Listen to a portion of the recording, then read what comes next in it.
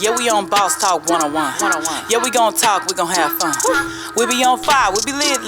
It's a unique hustle. Big. Check it. This is Unique Hustle. It's your boy ECO, and I'm here with the lovely, amazing official Miss Jamaica. What's going on? Now, walk on.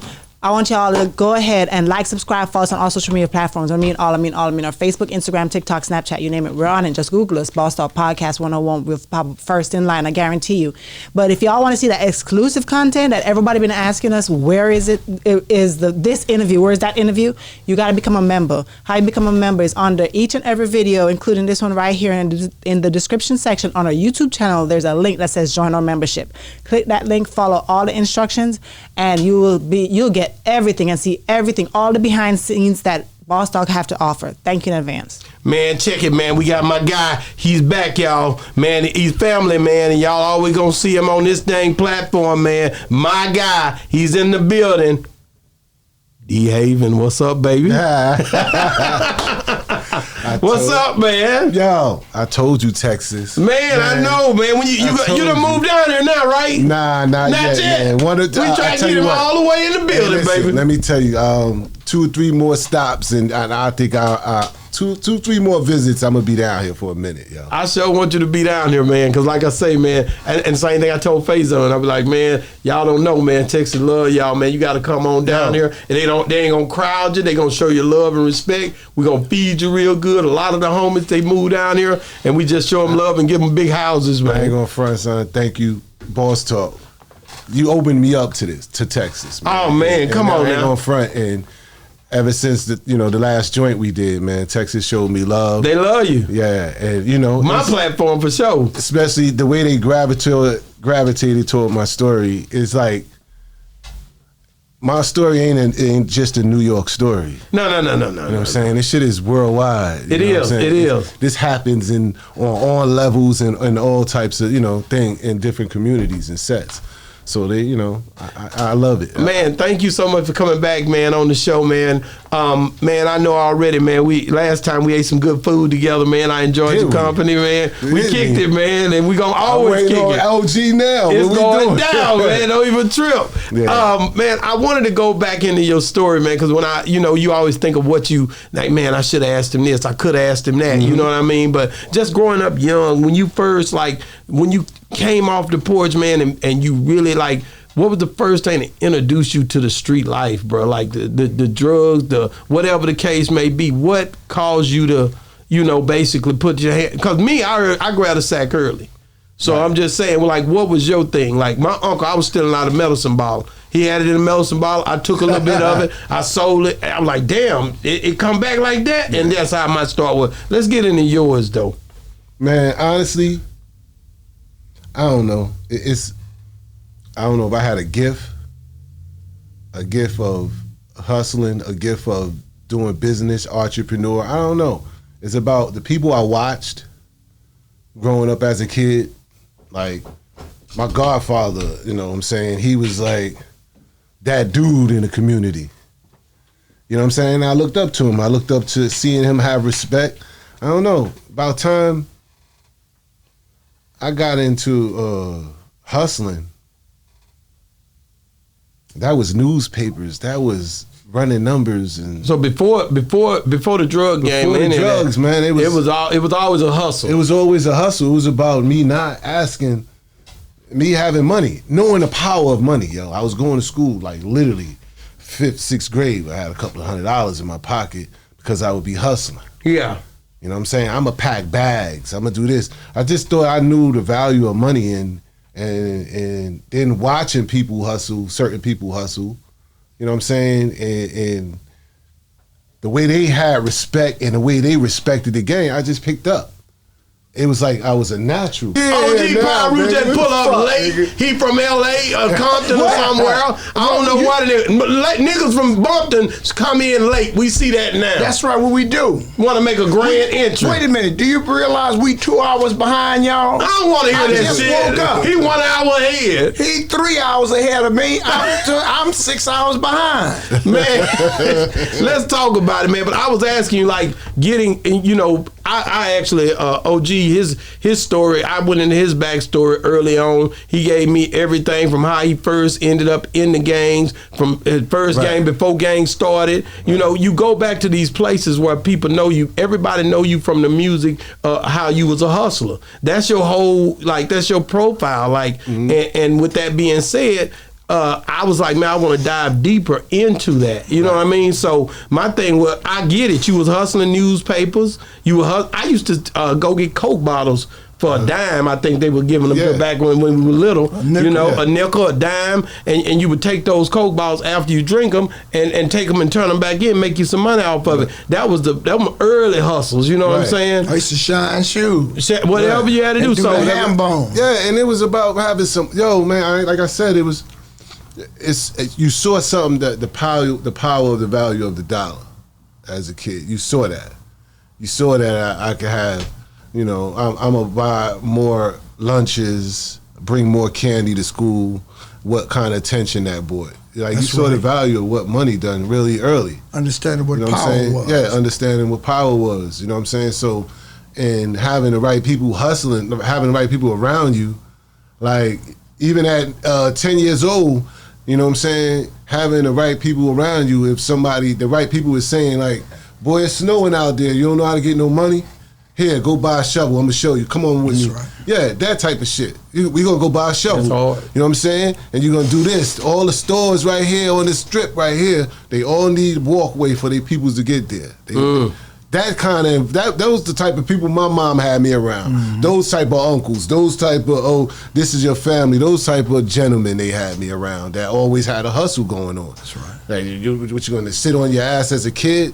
Right. You know what I'm saying? So I picked up real early, and some of them hustles like turned out to be lucrative for a kid. Like, even if it didn't matter how much money I made, a couple of $100 a day of packing groceries. Guess what? I'm still running the store for Mr. Ellison. I'm still running the store for Miss Louise. Instead, they only gonna give me 50 cents or a dollar. Right. You know what I'm saying? Which don't mean nothing, but it was about respect. I respect my older. It was teaching ethics. Yeah. At that time, like you said. When you was a youngster, older guys taught you how to hustle. You like you say, and we didn't have snow. We cut grass, shine shoes, and I was too lazy to throw papers, but I got subscriptions. Right. And a lot of times I didn't turn the money in, but I got them subscriptions. But and that was the core to the black community. Right. Learning value, and then you helped. You know, my mother used to give me $15, and I would go to the store and steal everything. And my brothers and was kind of sorry. So she thought this man know how to stretch a dollar, because I would still have money left. You dig what I'm saying? And we hustled until we start stealing. Right. But when you learn to hustle, but that's the turnaround in black behavior, because we were able to go to the store, put bags up, carry people's stuff to the car. But now you got grown men hustling and kids can't hustle. Yeah. Wow. I set up a whole operation. What he just said, I walked in the grocery store, I started packing bags. As the grocery store got bigger and added more registers, I went and got more of my friends. Like, yo, listen, this is what you're going to do. You're going to pack bags. But how old was you then? You're going to give me $15 or $20 at the end of the day. You about 13 or 14? I might have been about, 13, 14. Okay, but then when do you first see work? When do you see work? I see work moving in the hood. I see work moving around. It was already doing it and you wasn't messing with it? Nah, I wasn't messing with that. I see that moving in the hood, moving around.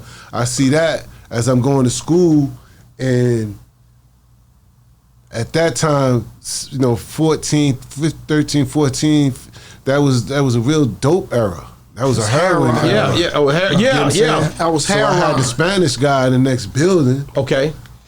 I'm going to school. I got to be to school at 8. He told me, yo, carry this bag. My wife going to give you a bag, and you're going to carry the bag over like 2 blocks over from my school to the dope house and drop the bag off before 8 o'clock. Because that's when he going to open up. I would go over there, His wife give me a duffel bag. I go drop the bag off, and I walk past fiends and all of that. Walk right through them like a little kid. Walk through them with my book bag and go upstairs, knock on the door, and he'll open the door and give them the bag. He'll give me $100. I go to school from there. 100, right. That's big. I go to school from there. You know what I'm saying? Then when I come home on a Thursday, he would tell me, stop by there. I pick up a bag of money and take it back to his wife. Nobody never knew I was doing this. Nobody. Yo, I don't know. Like I said, it's a gift. I don't know what it is, what God gave me. I had some trust thing with me where those type of dudes trusted me. Right. And to do exactly what they tell me to do. What nationality was he? He was Dominican. He was Dominican. And so you was going back. How long did that last? That lasts about, a school session, a school semester, year, school semester and stuff, because that heroin movement jumped around a lot. That movement jumped around a lot. That block became another, not the block no more or whatever. You know what I'm saying? So that was just one of the hustles. Yeah. You know what I'm saying? And basically that era right there was one where you basically never did do no hand to hand. You were just doing a movement. I would do that. Like, I don't even know what's in the bag. Even in that, old people knew how to look you out. They sizing this dude up. You know what I say? It's that litter.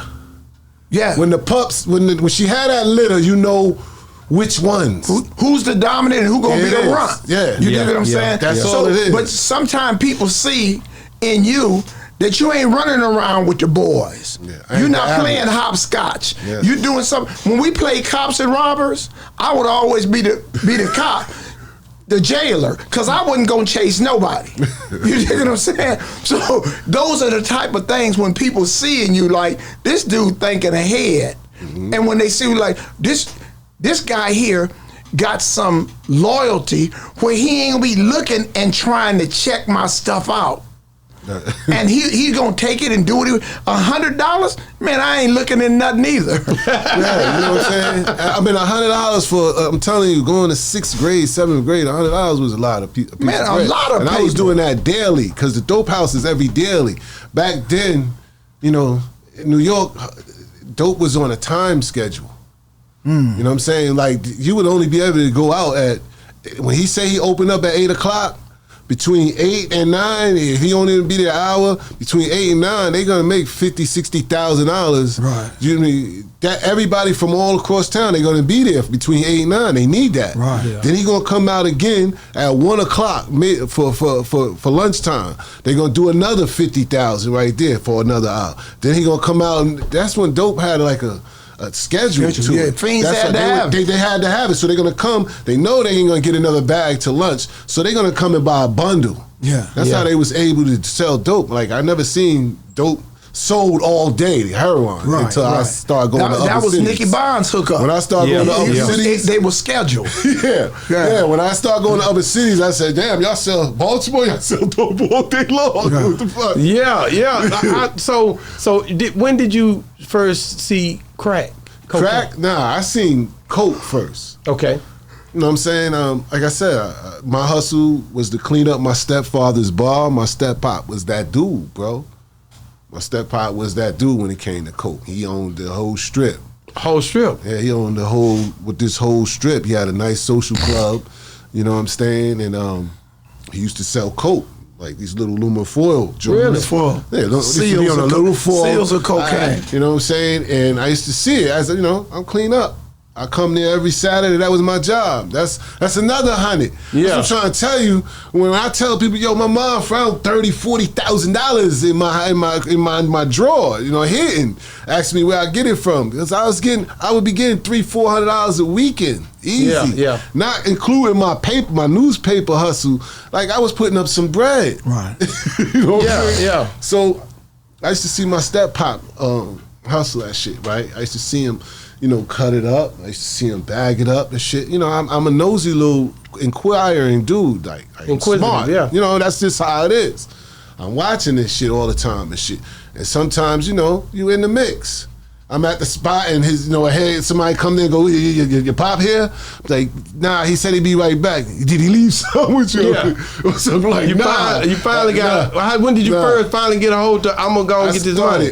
I started when I cleaned up. Sometimes I would find something. There you go. After a Friday night in a social club, you know what I'm saying? You're gonna find shit. You know what I mean? I used to find little blue and foil, right? That's how I bigged up in my newspaper business so good. Cause the daily news truck back then used to come around. They had bales of paper. They would throw them off the truck. You know what I'm saying? To the businesses, and he was on it. Yeah. I used to see him coming to my step pops, and I'm like, yo, look, I need some newspaper.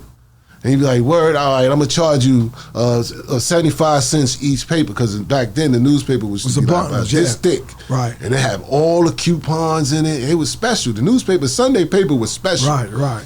So he said, I get you 75 cents, and I'll be able to sell them for $2. You know what I'm saying?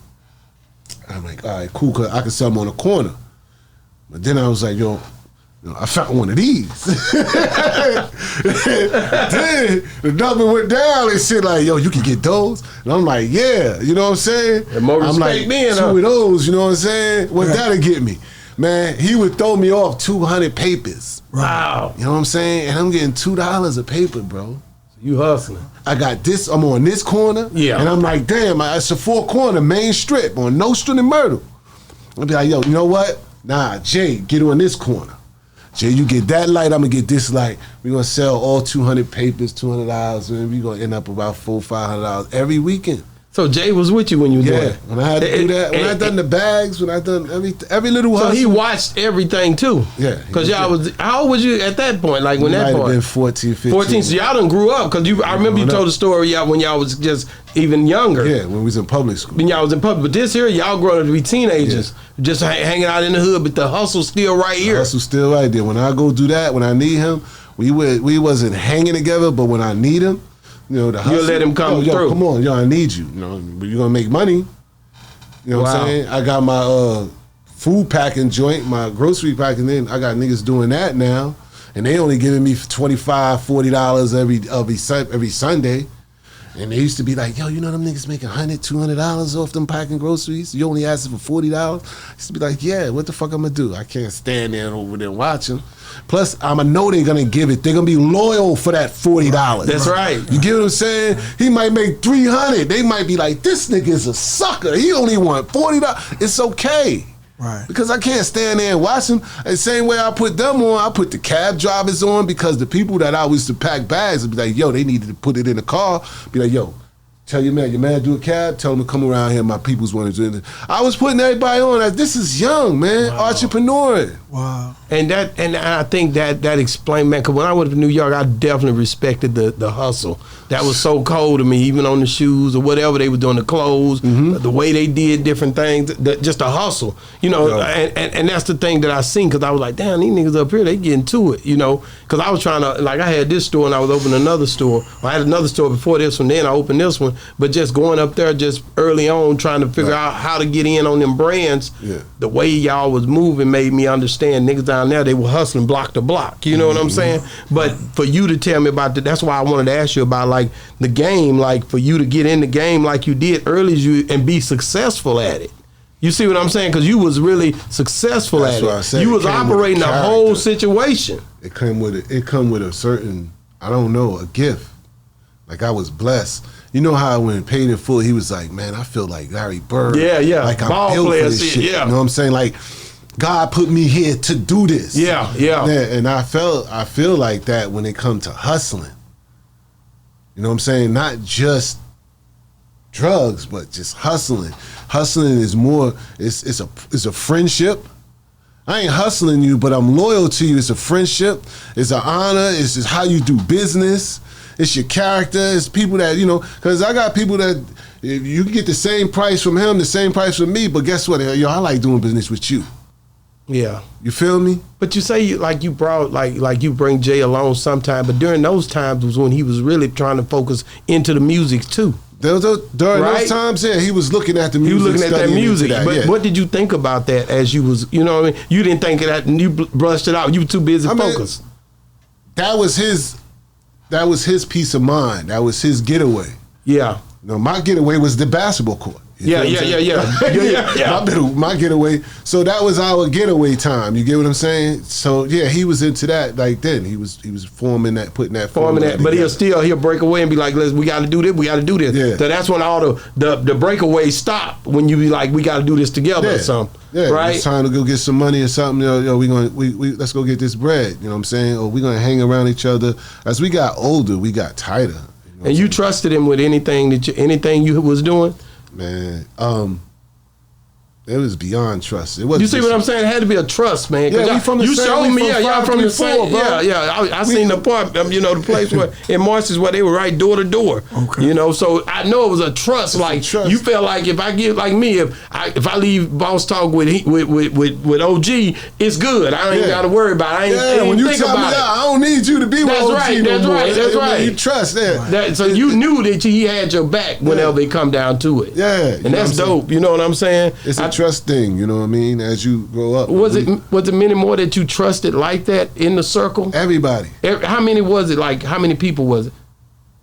Everybody. How big was this damn circle? That was my downfall, man. You honestly, just trying to put everybody on. Yeah, man. That was my downfall, man. To keep it 100 with you, that was my downfall. Want to see everybody eat, but everybody ain't on the same page. Everybody ain't on the same energy. You get what I'm saying? Yeah.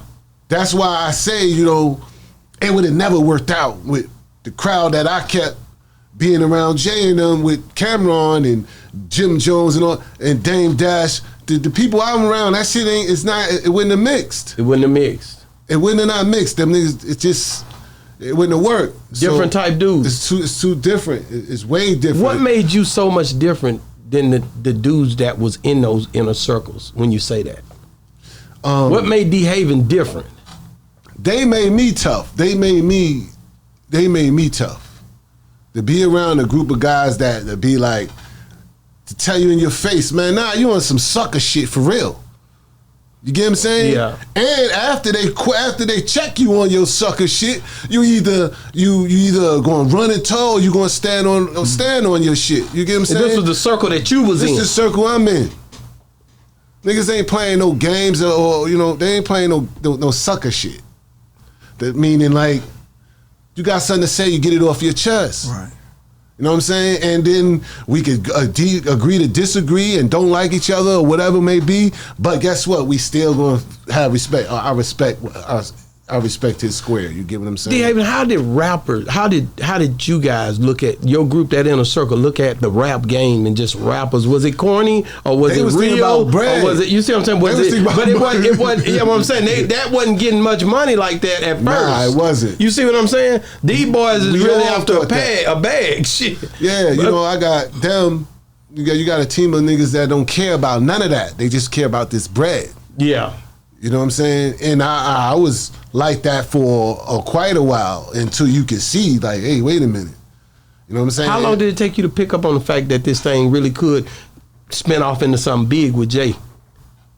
You see what I'm saying? Because it came a point where you seen it like, damn, this shit gonna go. Yeah. Because you was already getting money. You was getting money. When I tried, when I talked about that incident with Dame Dash, when I tried to do that was the turning point right there. That was like, yo, let me try that. That's when you did the Maryland thing. That's when I did the South Carolina. The South Carolina thing, yeah. When that's when you it clicked. Yeah, it clicked. This shit can go. This shit could go. So let me try it, and it didn't work. And me and Dame had to fall out. Me and Jay that's when I started to see things different with Jay. All of that. Do you feel like that was the point where but you still, that wasn't a point of no return? Then that was just a little talk.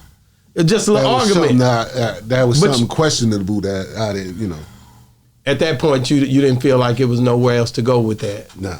You see what I'm saying? It's like, yo, hold on. You know what I'm saying? Like, and the Godfather, when he said, yo, you know what I'm saying? Don't ever go outside the family. Yeah. Don't ever outside, you know what I'm saying? Because your mindset is like that, because y'all hustle because I'm listening to Dame, and he telling me, yo, don't worry about Dame and shit. And I'm like, no, I ain't worried about Dame, but Dame is your people's. You get what I'm saying? And here's another thing I got to bring up, and I know I go here, and we didn't talk about this last time, but we talked about this when I was in New York. You pull up, Dame having an issue in front of the club. You remember you told me about that? But you didn't get involved. You said you didn't want to get involved because what club was that? I forgot what club it was. But you said I ain't finna get in there. Yeah, you know what I mean? Because he seen they were finna have it was a scuffle. It was a scuffle. Yeah, he got hit in the head with a bottle, and I just pulled up, but you could have got out of it. I could have handled that whole situation. I had people with me, but the fact of the matter, I gave it some thought to where that would have been a situation where Dame. He wouldn't have did it for you. No, he would have. He don't think he would have. I think he would have told if something would have happened. You know what I mean? He don't want to. He don't. You know how somebody can act on emotions. You know what I'm saying? Because he said, I kind of looked at him and said, "Yo, you want me to go handle that?" And he like, "Yeah," and you like, "No." You ain't too sure. How did you just drive? You ain't jump in the car and go, "Let's go handle it." You know what I'm saying? Right. But nah, them niggas wasn't. They wasn't built for that type of life. For that, and you know what I'm saying. That's Thank a God. street life. Dame too. No, he came in their mix. He explained it to me. I let him explain to you. He asked you, you grew up with Dame too. Explain. Nah, I only met Dame through Jay. Yo. Through Jay-Z. So he wasn't an actual friend of yours. Nah. So I mean, you say, "Yo, this is my this is my folks here." Yeah. You know what I'm saying? And he does this for me for the music and this and that. And that's how that works. And I'm like, okay, cool. If you for my man, I'm for you. Right. You get what I'm saying? That's how shit works. You gonna coast. But this is what's wrong. You co-sign. Yeah. But sometimes you can see, just like I was introduced to you. I didn't know you. Right. But he introduced, and I hope you think I'm a loyal dude. You dig what I'm saying? But ain't showed you no flaw. So you ain't showed no flaw. So if I got into something, or if you got into something, you could kind of. This nigga here gonna ride. Oh yeah. But then you meet somebody else and you like, no. Yo. It goes to real not saying anything against anybody, but let's say rainwater. Oh damn! Don't you bring rain up on this shit? I don't want that smoke. I just want. Rainwater is a suing kind of guy. He's not a pursuing kind of guy. Oh. So another guy that came on the show. Oh. You don't know Rain, huh? No. He's a good dude, but he when you look at him and you really see him, he ain't in our element. Right. You dig what I'm saying? Yeah. So he's good to be around for one way, because in the Army, you got staff sergeants and you got corps sergeants. They ain't the true sergeants. You know what I'm saying? So when you met Dame, he was a staff sergeant. Yeah. You understand me? He's good with the administration, but you're not gonna let him in the war. Right. So we're not gonna battle with it, because if something go twist, he gonna testify.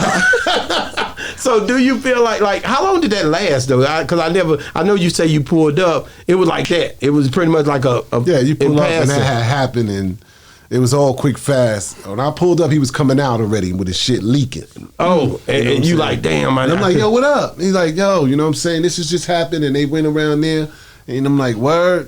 You know what I'm saying? And I look at my folks, and my folks look at me, and he's like, yo, you want to go, what up? You want to go handle this? I'm like, you want to take care of this? And Dame give me a face like, man. I'm like, nah, we good, man. That's all I need to know. That's all I need to know, man. But was that was after or before the incident that happened in South Carolina? That was way before. That was before. So he kind of might have still thought back to that. And you know what I'm saying? Like, yeah, we could have did that. No, night. he should have thought about that. That at least, you know what I'm saying? Yo, you were going to I was even going to ride for him and shit. Right. Nah, them dudes got a weird way of thinking, man. Let me ask you something. You want current events? I got some current events for you. Foxy Brown came out and made a statement that she ride for Jay. You know, like, I ain't never turning my back on Jay. You know what I mean?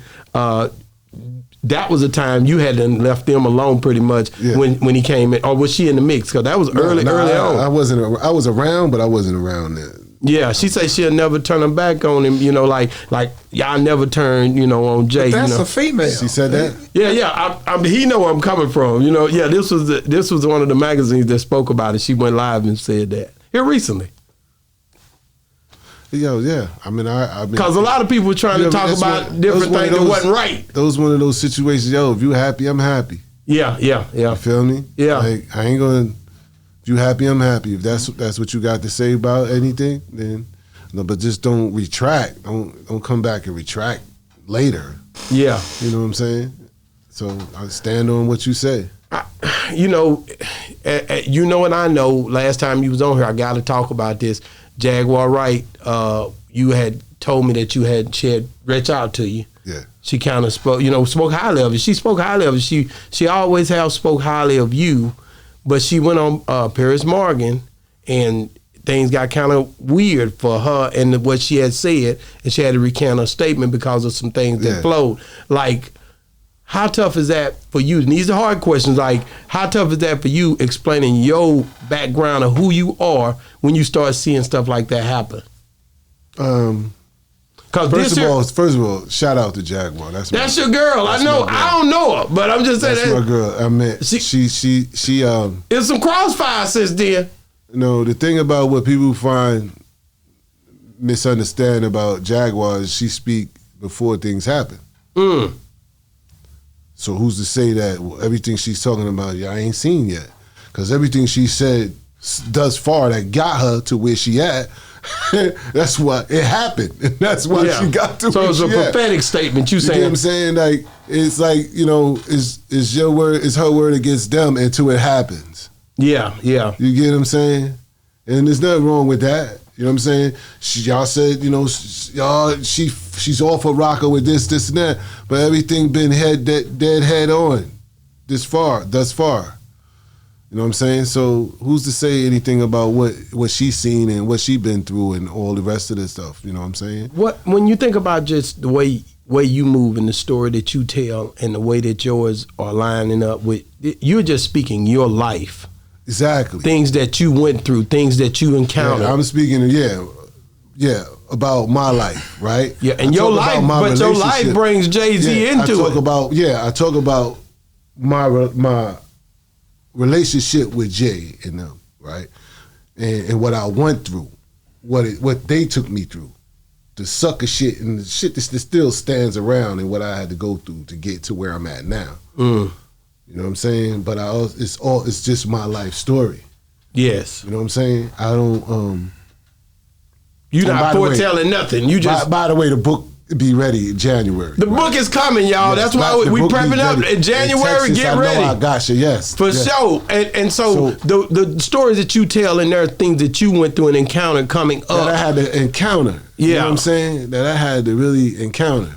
Who was I just talking about? And I said, damn, they labeled him as a snitch or something, and I was like, you wouldn't understand what that's like to live with that stigma on you. That stigma on you, like, you know what I mean? Where that can go from there, this and that. What I had to go through. Yeah. You read in the comments to the day. They'll still say stuff. They're still in there with "fuck DeHaven for caving." You still that shit still exists. That's a lyric from Jay. Yeah. What?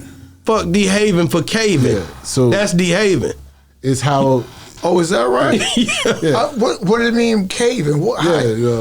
That's explain his that. Explain what OG. The man is real crafty with words. Caving would be, caving in, like I'm told it or something. Like putting that out there. Those kind of accusations. When clearly he went to you can explain it. Yeah, he went to trial on his situation, or he almost walked all the way up to it, right? Nah, I went to trial. Okay, let's talk about it. Go ahead, tell him. So on Jay-Z's? It wasn't on Jay. It was something that he was going through on a case that he was dealing with. That he was dealing with. Yes. Yeah. And what did Jay-Z have to do with it? The result was that when I got out, you know what I'm saying, he said on record about, he made a rhyme about, fuck DeHaven for caving, and insinuating. Right. You know what I'm saying, about me. A court case. A court case. But it was indirect to me just really speaking my story to the world about my situation. You see the two conflicting, I know what he really saying, fuck me for caving, for telling, being on podcasts, talking about this. Correct, because he did a documentary, but this was before the documentary, this was the YouTube when he came out. It's like, when you think about DeHaven wasn't speaking at first. DeHaven started speaking because his name was being brought up and the way that things were looking, he didn't like it. Right? Am I right? Right. So he started speaking out about it because he don't rap. Right. So his outlet was coming on different outlets or going to his own YouTube like you do and speaking about stuff like nigga. And I understand the situation because a lot of people that won't say it to my face, man, he putting Pyru Business. Pyru Business been out in every book it is, you know, since it went out. But some people want to pick and choose what they want to hear and who can say what and who can say this. But I just I'm not as popular enough, but with Yosemite Sam to say anything about me publicly. Yeah. You know, so I understand. Yeah. So if you hear somebody throwing your name in rhymes and stuff all over the world, and you pretty much you have your hand tied. Either you writing a book, or either you doing a documentary, or you doing a damn YouTube video or something to say, hey man, this is what really happened. This what gave us a playing field. You see what I'm saying? You know what I'm saying? The internet is what gave us the playing field. Yeah. On being able to tell your story. And I've been telling this so long that it's almost like Jaguar. I've been telling everything that's happening now is happening now. Everything that's happening is now coming to light. You know what I'm saying? Do people get on my comments and think that because I talk about my story, I'll be passionate? You know what I'm saying? Like, yo, you still bitter. No. He do it sometimes. You know what I'm saying? You be like, everybody get in there and say what they say. You can say what you want to say. Hell, it's wide open. Bitter. But like when you get in the comments and say something back or something. To them though, right? Until you read this book, you could tell me what would you be. You know what I mean? Until you walk in my shoes. That's how I really sit there and tell them. You know what I mean? I don't hate them guys. And you said that before. I emphasize that, but I need him to get bigger. Understand what I'm saying? Like, I don't need him to be in no scandals, and I don't need him to be that. I don't want that for him. You know what I'm saying? You know what I'm saying? I don't want that on anybody's. I don't want no man locked up. I ain't praying on nobody's downfall. No, and I know that about you. Am I disappointed in them guys? Do I have respect for them guys? Nah. You know what I'm saying? For what they've done to me, and I'm in a good place. It's meant for me to be where I'm at. That's obvious to me. Yeah. You know what I'm saying? But I still look at them and be like, yo, you know what I'm saying? Like, how dare them guys? Like, you know what I mean? How could they sleep? I understand now when you start breaking down how things went on why they made these choices. Yeah. You get what I'm saying? Like, yo, you know what? But is the sucker shit. Now we get in the sucker shit that they do, you know, the inconsistency, the shots fired, and people be like, yo, you know, he ain't talked to you in so long, but he's been talking. You know that's what tripped me out, because you guys haven't spoken in how many years now? It's been many years. How many? But indirectly back and forth. No, directly. Really? When the last time you spoke? It might have been 30 years. 30 years. Yeah, it might have been 30 years ago you spoke with Jay, but how many times, I think the insinuations where you felt your name was mentioned, first time your name was mentioned was in Reasonable Doubt, right? Yeah. You was in and that was the earliest you get in the album. And the last time, the DeHaven Caving thing, what year was that?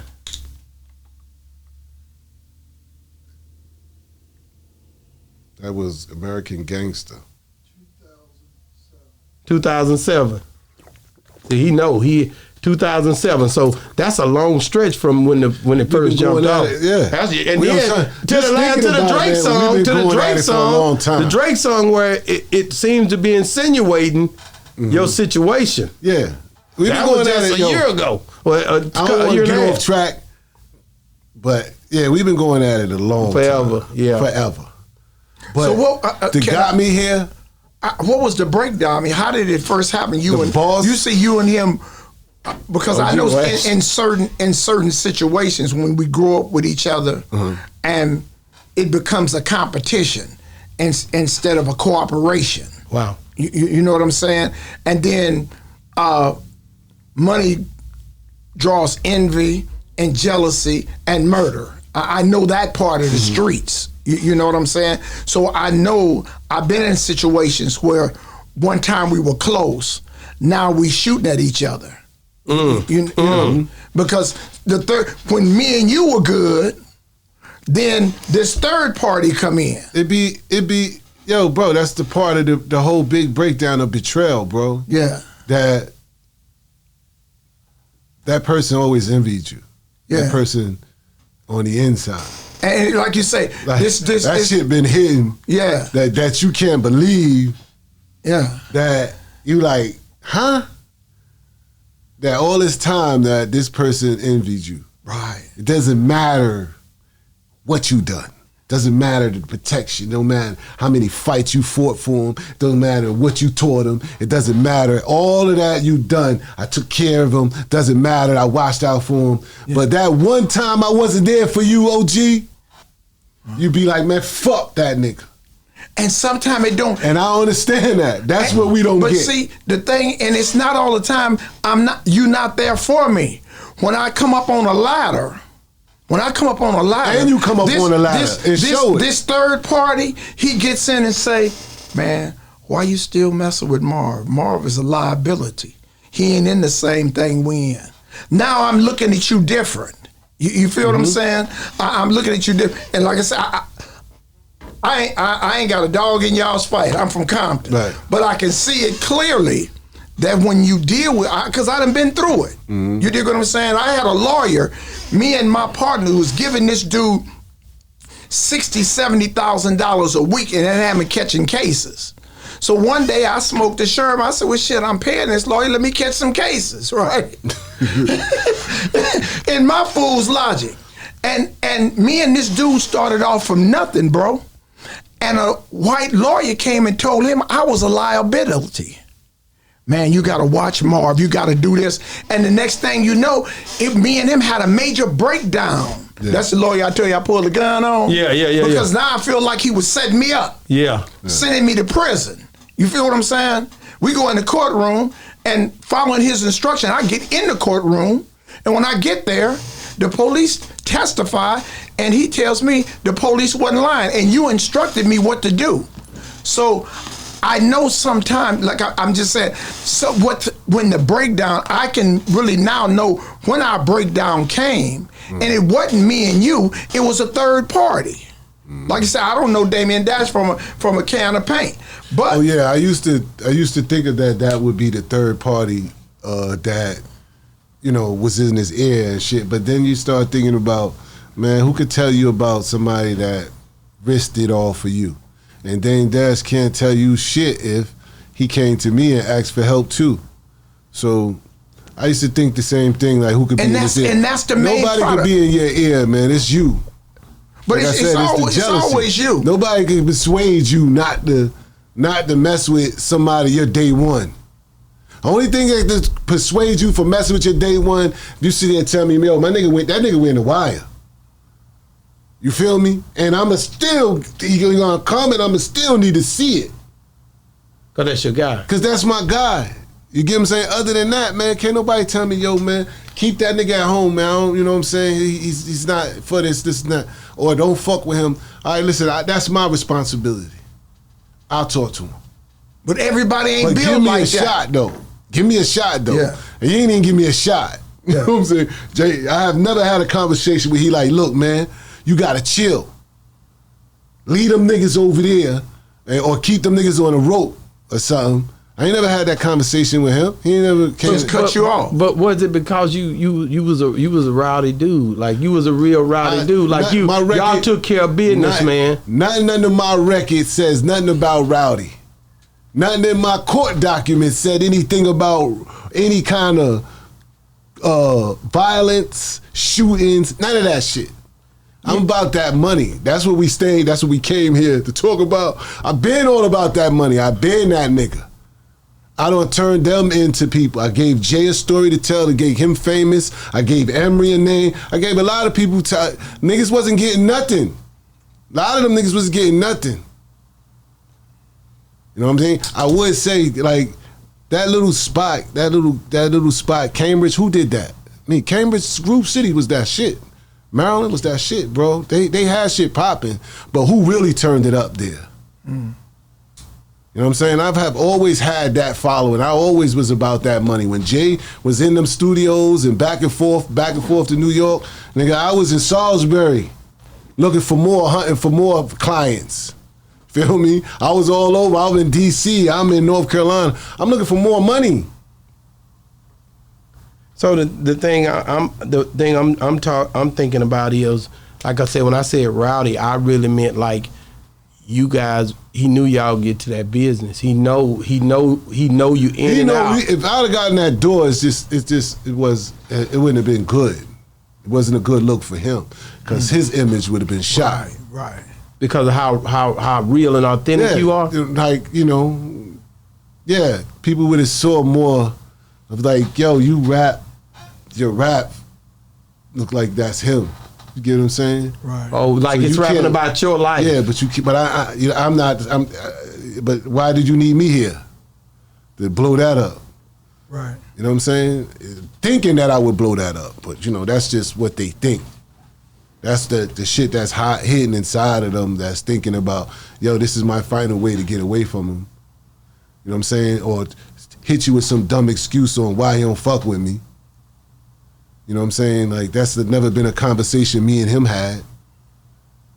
And that's what the whole breakdown be with all of this shit, bro. They not man enough to have a man-to-man conversation with a man.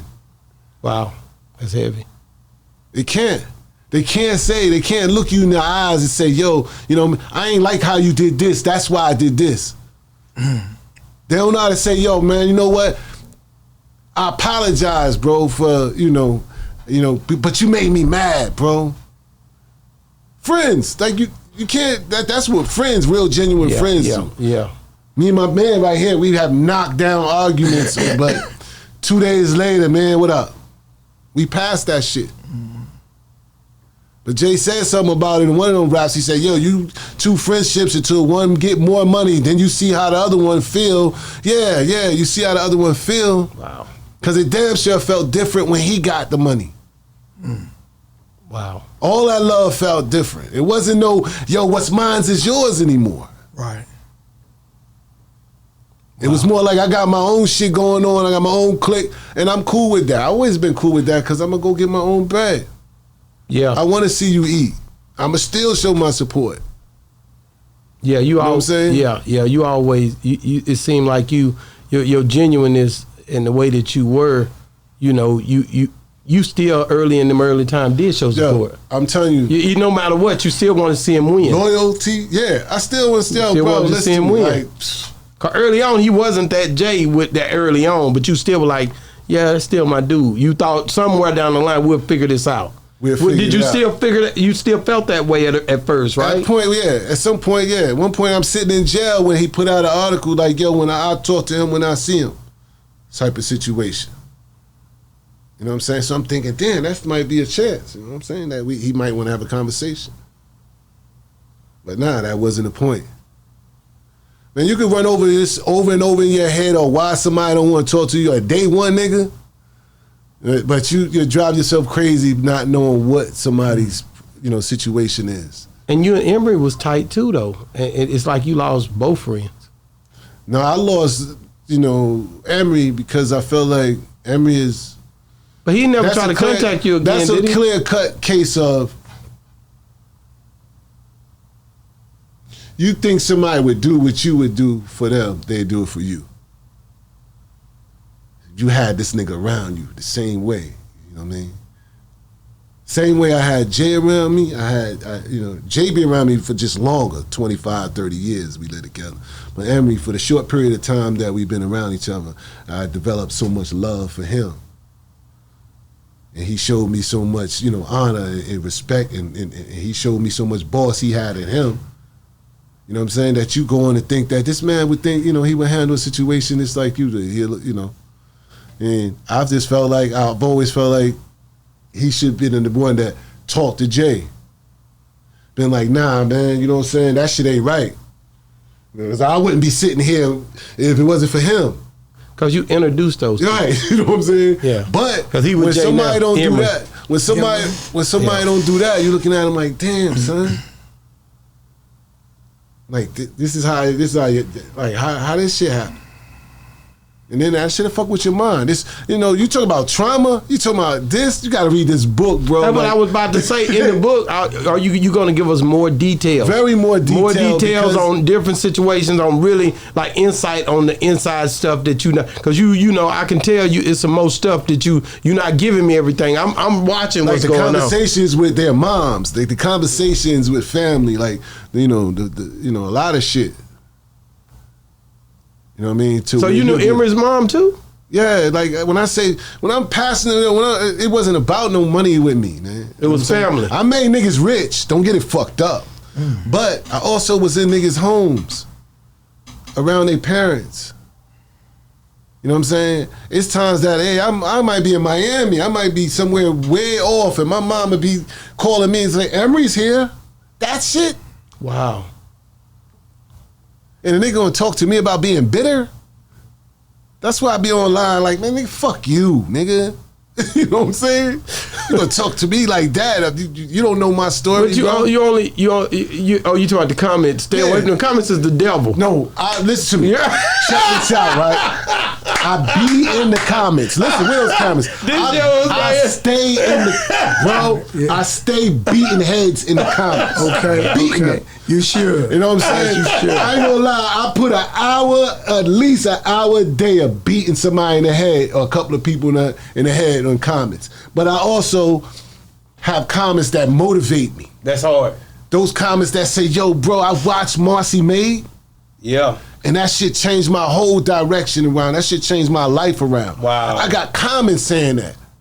Say, yo, bro, my story is the same story, and it's not even close to, you know, what you dealt with. Wow. But, you know, to see how you forgave and came up on top, and then you trying to, you know, teach others and shit to stay away from this. I don't bad talk them. I don't use none of this. I just use the game. I tell them that this is what the game done to my relationship and friendship with Jay. You get what I'm saying? This is what the streets did. This is why the streets is no good. So, you know what I mean? So this is, if you stay away from the streets and stay away from crime and all that shit, you won't have to worry about none of this stuff. But when you think about it, though, the way that he, you know, excelled and blew up to be the Jay-Z he is, he has a lot of fans. He got a lot of people that love him, man. And so those ain't nothing people, wrong with that. A lot of time, those people gonna look at you and be like you the enemy, like you going against what they believe in. Check this out. It's okay. You made money with Jay. It's okay. You made money off. You might be still making money. You make money. Y'all might be doing business. It's okay. That's y'all friendship. This between me and this, bro. This between me and Jay. This between me and this between me and him. Mind your fucking business. That's real. Just stay out. You know, I ain't doing nothing to you. I'm not affecting none of your bread. If you making money with him, it's fine. It's cool. I ain't telling you not to make no money with him. I'm just talking about a story, my life story, and my situation with them. That's it. And because they done me wrong, I doubt that they doing you wrong, and they might not even be the same type of people no more. But I'm just telling my story. So don't hate on me, because you making a few dollars off them. That's real. Is this, you know what I'm saying? Is this business, DeHaven, or is this personal? Huh?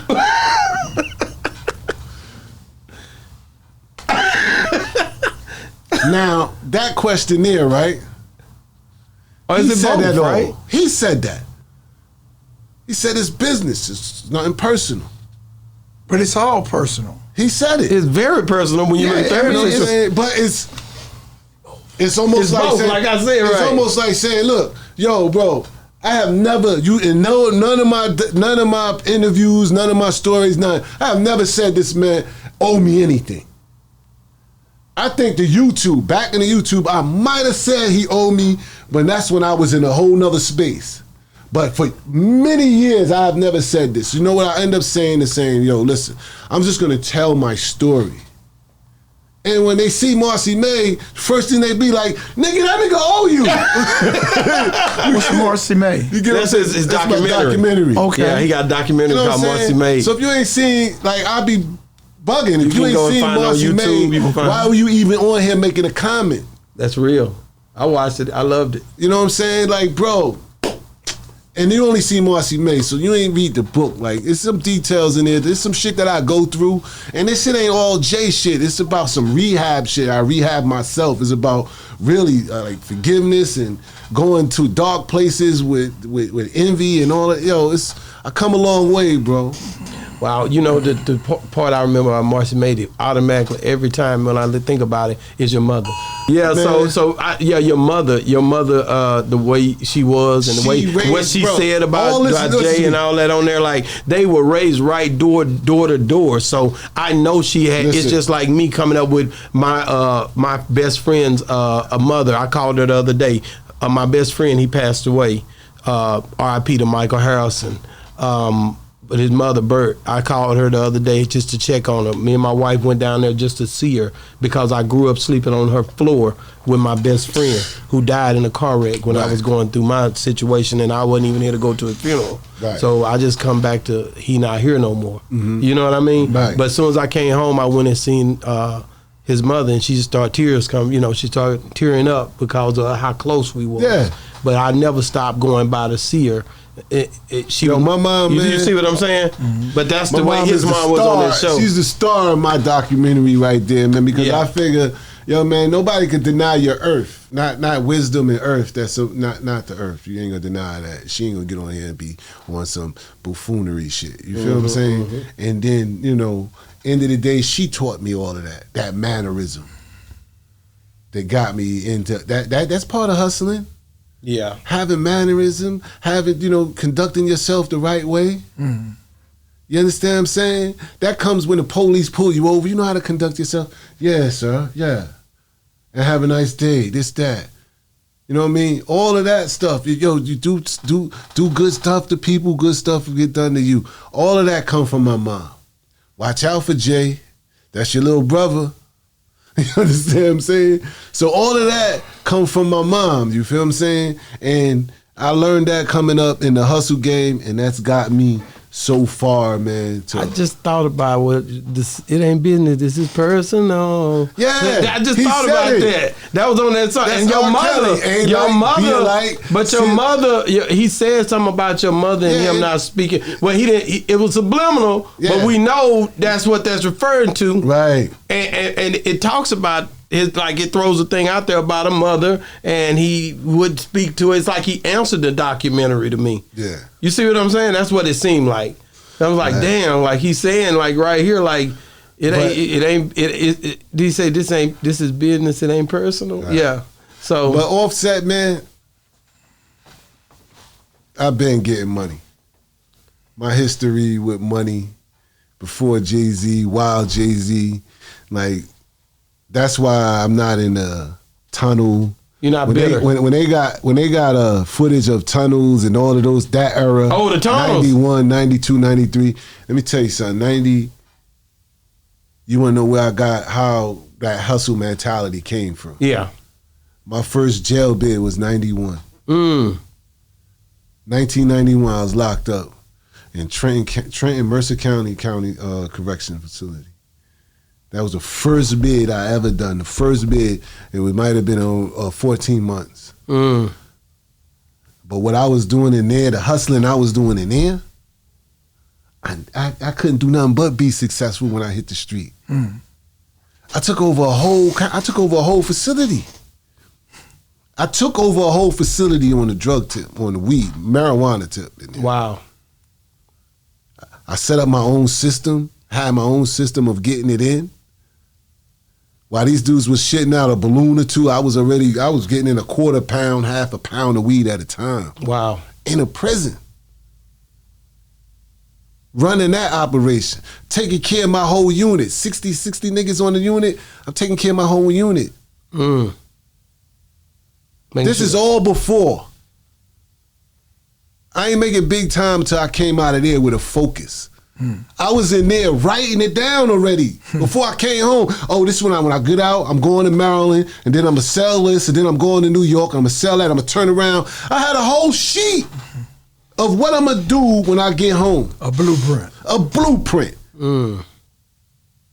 A blueprint. When I got out, bro, I never, ever, ever looked back. Come on. I knew then that prison, being locked up, that wasn't going to be it. I knew then that I had to get a different level of money because I didn't leave my mom with a lot of money. I didn't leave my girl with a lot of money. I left problems. That's right. But I started getting money on the inside, sending bread home. When I got home in 92, when I came home 92, my whole thing had changed. My whole level of game stepped up. I went down there. I went down. I was messing with some tough. I had some tough young crew getting money. You know what I'm saying? Young boys come and see me from my boy town right here, Salisbury. I had some young boys come see me in a brand new act. This is when they first changed them shits around. I'm sitting there, he came to cop some bricks from me, and he come, young boy, I'm sitting in the back of this act like, God damn, what the fuck? Damn. 3 days later, I was at the act dealer going buy me one. Wow. I gotta ask you this. I ain't never been one of these. Listen to me. One of these hustlers. One of these type of hustlers. I've never been a hating ass nigga. In no concept. In no way. Let me stop. I don't like niggas that got pretty toes. Though I'm jealous of niggas that can wear open toes. This nigga, wow, yeah. I ain't gonna lie. I'm not a hater in no way. But if a nigga got pretty feet and he can wear open toes, I'm jealous, and I don't really like that nigga.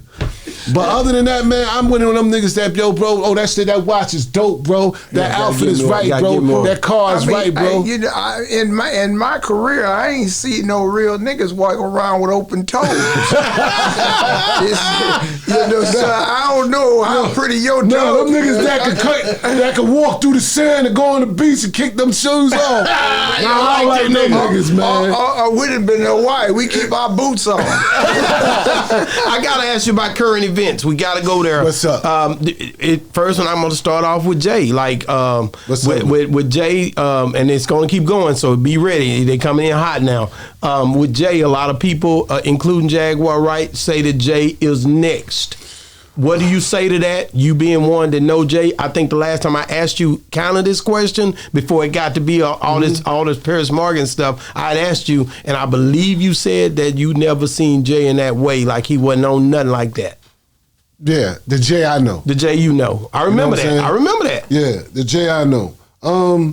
But Jaguar Wright said something, I don't know. And it goes crazy across the waves. Right, like I said, Jaguar say things that hasn't happened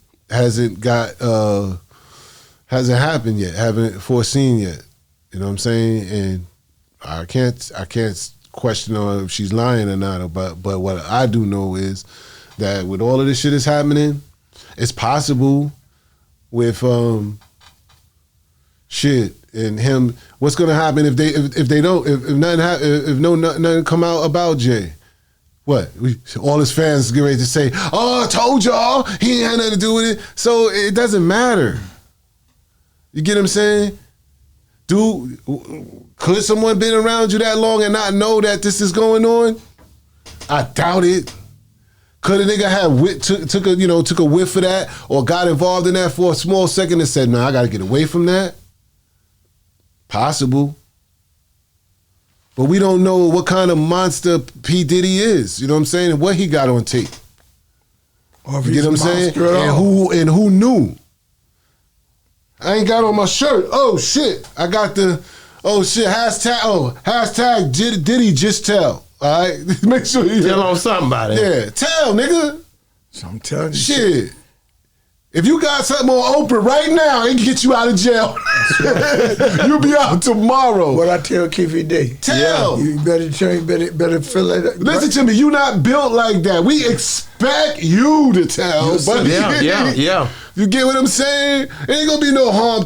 Listen to me. Telling is at its all-time high right now. Right. So you ain't gonna miss nothing. So in light of everything that's done went on, because we seen, of course, you see different people hanging with different people at different parties. Before this takeoff, they all got on the same color suits. Yeah. They're putting glasses up together. They the rolling team. You see all the interaction with all of the celebrities that came together at these parties and functions. Right. And a lot of these people now are being, in your heart, people are questioning, were they a part of all of the shenanigans that was so-called going on allegedly with all of the partying? We know already it's not illegal to hang out and be a team of people together if you're not doing crazy stuff that's going to get the light put on you. But with this whole situation now, people started questioning who was in those inner circles. Are they on these different tapes?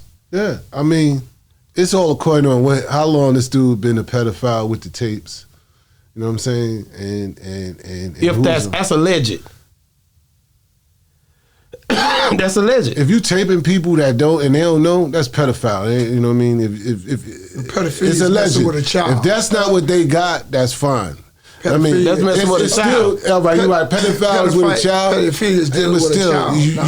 You filming somebody without their knowledge is it's on a still high level of, you know what I'm saying, distrust. But I mean, it's just like we can say that and you can allege that, but the same way I say when white America was doing it, because before you talk about a freak off, they were. What do you think a swinger party was? Yeah, I thought that was at the Playboy Mansion. How many people do you think that Hugh Hefner take? That's what I'm saying. You know, and they ain't pulling him up out of his grave and indicting him. Yeah, you're right. You know what I'm saying? And we take it on. None of those people are being even questioned. And I know they had some people that died and everything else on that party. You know, so I mean, when you say sex trafficking, it's no place that you can see that Puffy went and handcuffed anybody and put them on a plane and brought them somewhere. Yeah, well, they came on their own. It was? Yeah, well. Who he handcuffed? Nobody. Nobody. But see, that's the new white America pump it up. They put and make us indict each other. Correct. You understand me? Weinstein and them, when they did what they did, after a week, you didn't hear nothing else about it. White America didn't blow it up. And then Weinstein, he had a 30-year sentence. He been home 9 months now. But it wasn't on the news, huh? Nah. But we'll drag each other. They talk about what Bill. Man, I didn't know anything about Black history. I went to Gardena High School, a white school, and I knew George Washington Carver made a peanut. When I went to prison in 1969, I didn't know who Toussaint Overture was. I didn't know who Nat Turner was. Bill Cosby has one of the biggest black libraries in the world. And he used to send black Bill Bojangle Robinson. He used to send me. I learned all about black history in prison, bro, from him for free. Yeah. You dig what I'm saying? Yeah. So then you indict him. Well, he did this, but he in the testimony when he was in the Playboy Mansion, one of the only black Negroes that was in there in the 60s, and says that Hugh Hefner said, "Here, give them their leg openers." You know, we follow whatever a white man say. So I'm not. And Diddy always been a weird guy to me. And we went on that on your show about sloppy seconds. Yeah. You know, he don't get his own. He want to use yours. Yeah, but that's the sickness. They say Michelangelo used to have sex with a There's chicken. 120 people lying on him. They say they got 120 cases. I don't know how they're coming up with the numbers. Yeah. You know what I mean? But this is what 30 years is a long time, bro. But 130 people can lie on you. Yeah, it don't take but one lie to start, and then I'm gonna start thinking of something. You have a lot of stuff that go on. We Negroes, we fall to what's that man name that's on the America's Got Talent, Jeffrey Cruz or something. Yeah. Now, Jay Cruz. I know you're talking about. Now this man say that Weinstein grabbed his ass. Yeah. Well, did he? How you let him and he didn't break his jaw? Yeah. So you must have allowed it. You know what I'm saying? Yeah. So those type of things happen. I'm not trying to say who's right or who's, because I remember Nas told 50 when 50 got that $180 million and told him he had lost his street credit. You mean you ain't in the hood no more. That's when he was Nostradamus, right? Yeah. And he said, man, you ain't hood no more. He said, money didn't change you. And 50 came back and said, the only thing that money, when it don't change you, because you ain't got enough of it. You dig what I'm saying? And then 2 years later, Nas went that and got with Jay-Z for $3 million and put a button-down shirt on, and 50 say, well, you sold out to a Negro for $3 million. You dig what I'm saying? So I understand what Diddy did, and like you say, it's a 30-year gap with you and Jay-Z.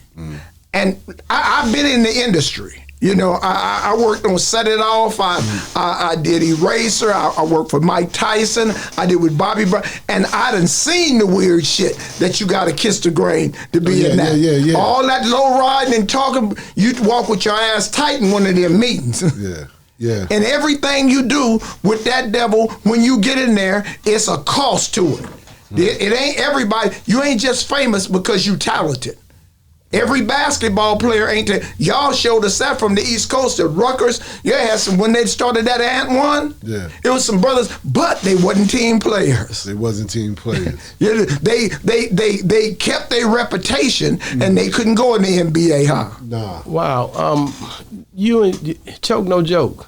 What's up? You and Choke No Joke. What's up? You and him linked? Did y'all do it? Did y'all meet up? We met y'all up. Did something many long while ago. What? How did you meet him?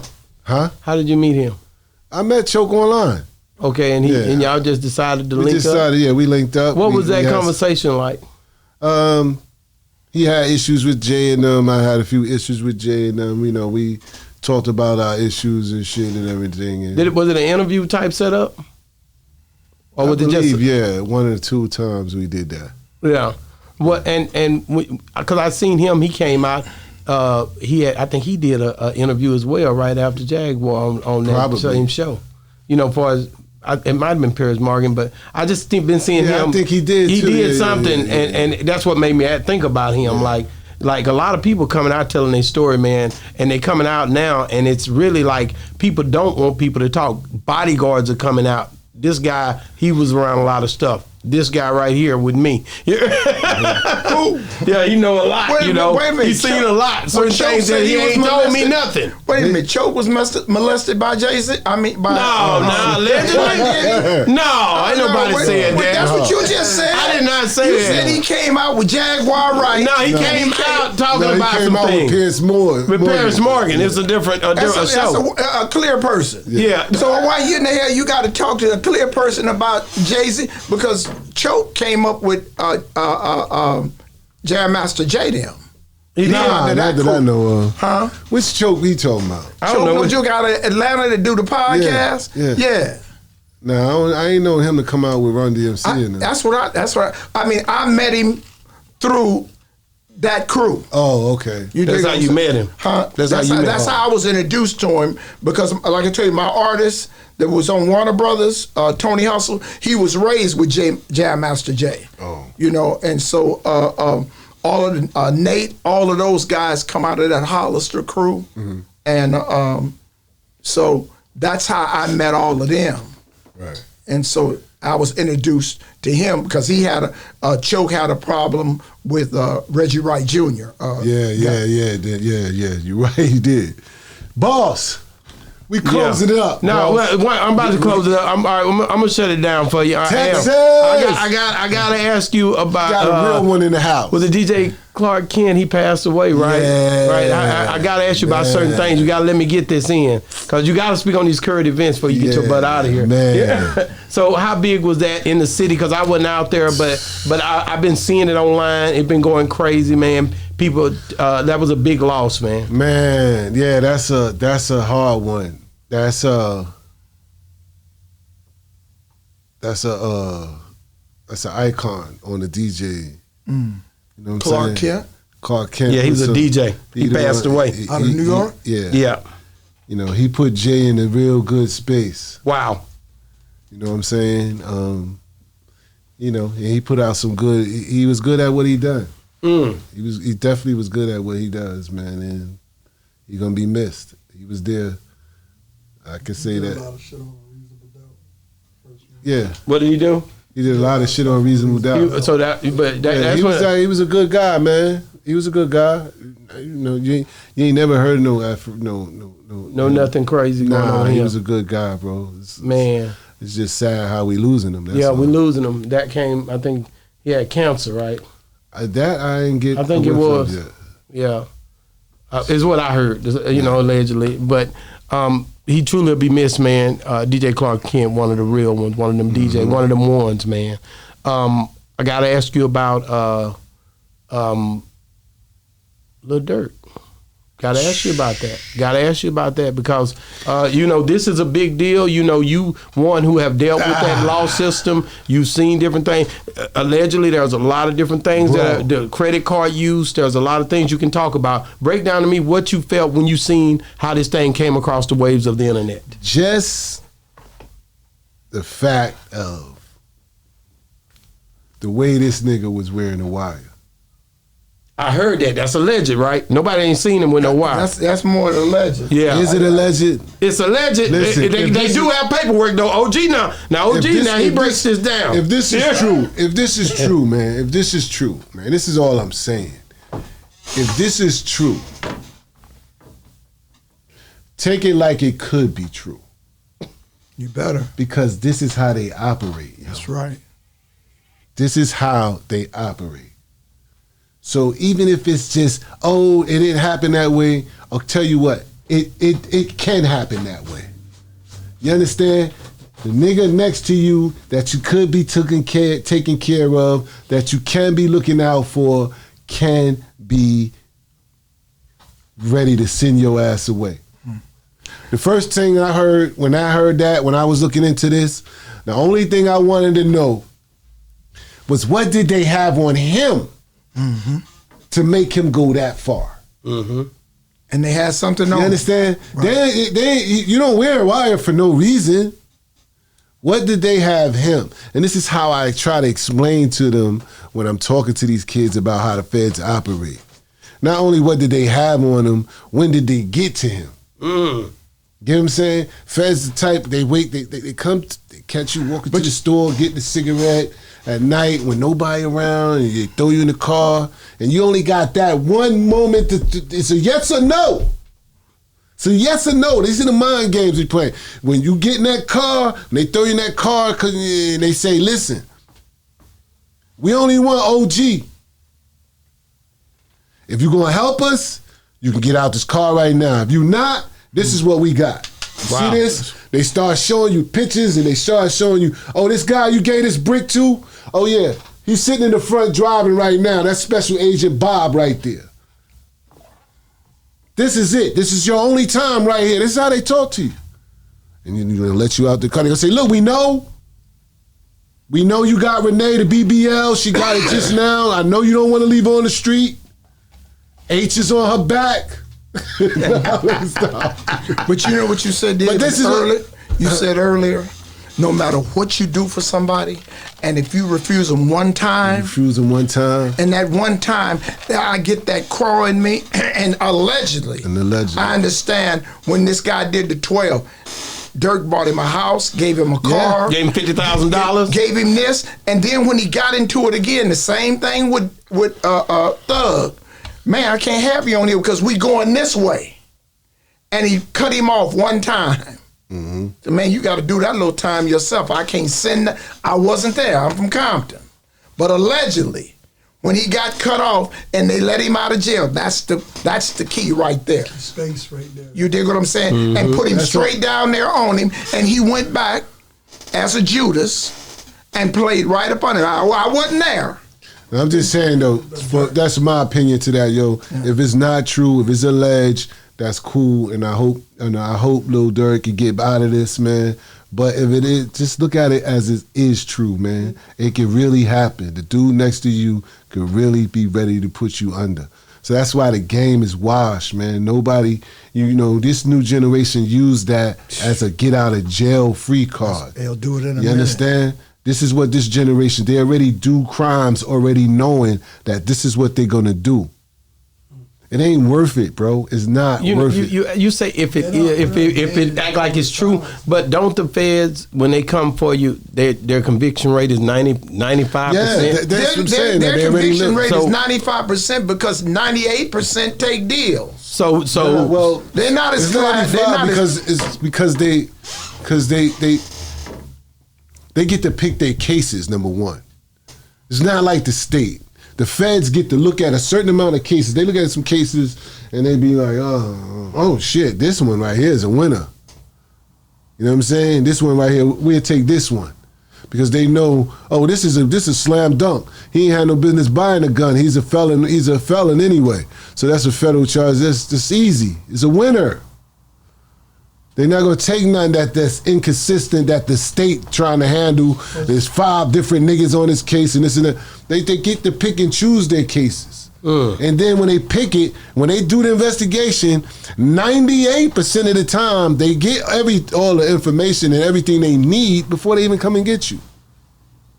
You know what I'm saying? Only ones that's winning in these cases, the only people that's winning out of all these rappers, about all this shit going down, only people who's winning is the lawyers. That's real. That's real. That's what I'm curious to know. How much they getting took for? They getting took. Because Lil Durk, at this point right now, even Young Thug, all of these guys, man, if they knew how the system was set up, they wouldn't even go through all this cash to spend this money on how, because it's really, when the feds come and get you, it really ain't much a lawyer can do. The lawyer just there to help you make sure. His case was different though.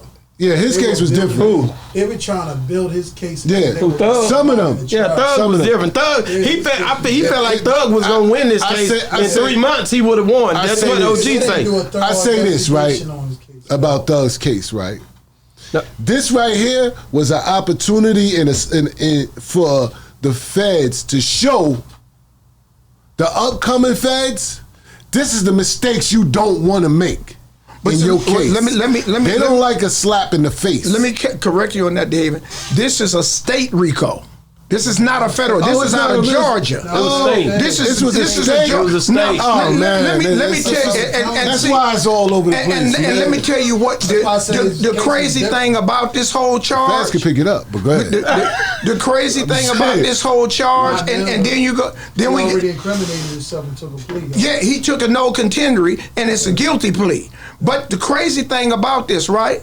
These charges are from 2015. They didn't start the RICO in Georgia till 2021. So it's not, it's ex post facto. It just started then. And so that was part of the appeal. If they get arrested, if he got convicted, they can't give him a RICO, but now he pled to a RICO. No, it was a state. See, that's why OG say he should have took that probation. I did not know it was a state level. Man, I'm gonna tell you right now, I take that back.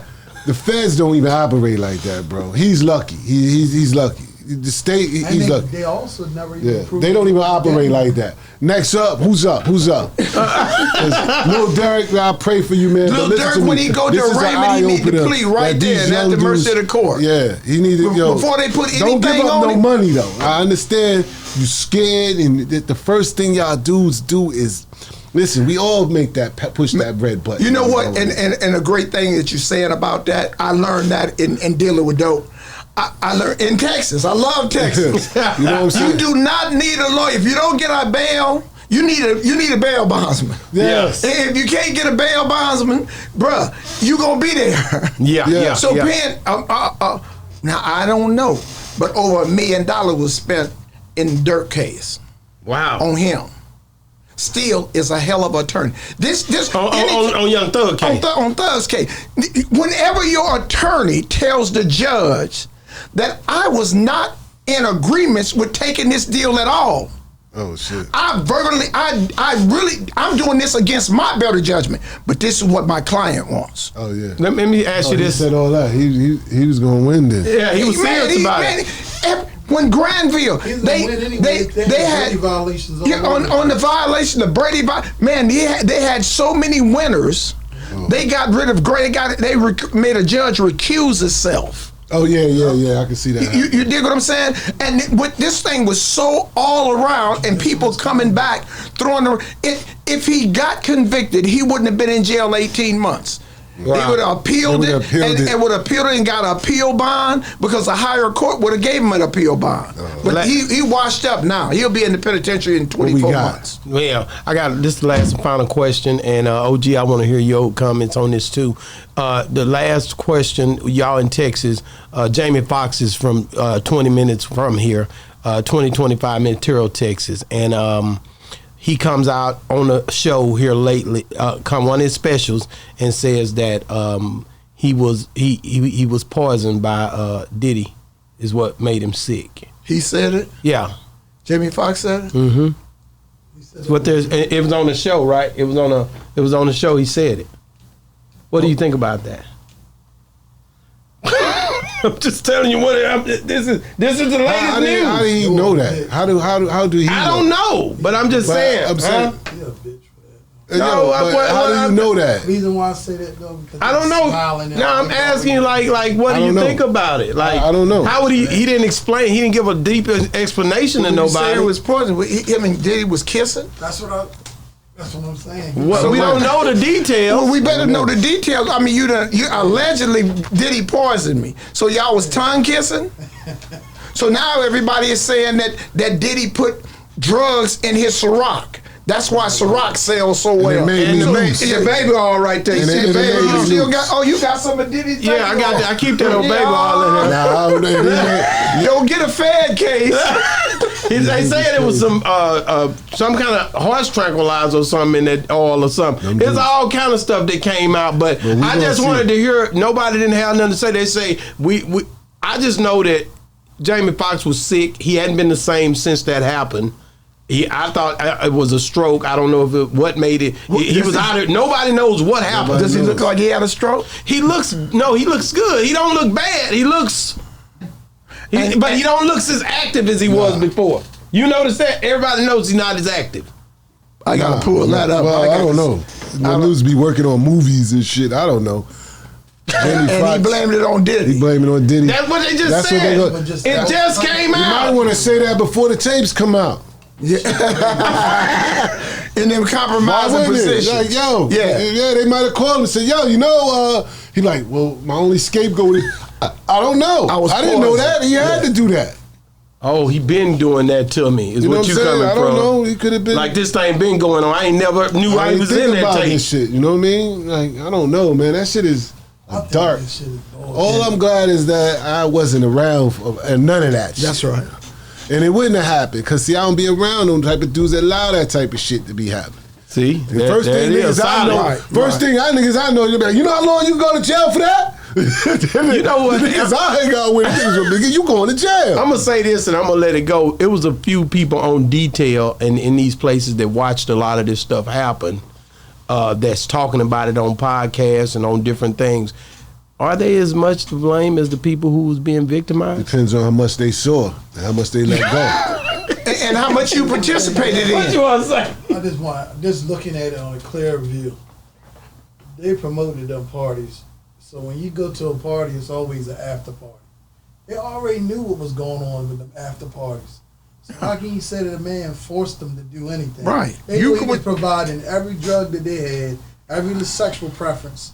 I mean, that they wanted. That was what the party was all about. That's what the party was about. That's why some of the guys was like, nah, I'm not going to that shit. Right. Wow. Because I don't indulge. But now it's a crime.